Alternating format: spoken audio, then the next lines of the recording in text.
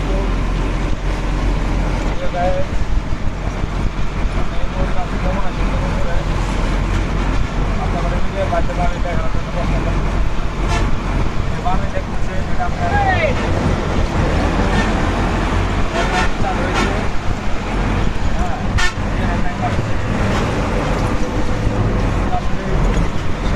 আমরা গাড়ি পার হয়ে যায় রাস্তায় করার পর গাড়ি আমারটা তো আপনার জিনিস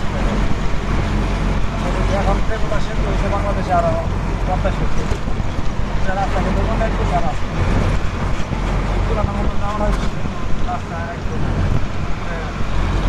চওড়াটা কম হয়ে গেছে। যাই হোক এটা বাংলাদেশে বর্তমানটা শেষ এখন সব বোঝা রয়েছে রাস্তা একদম সহজ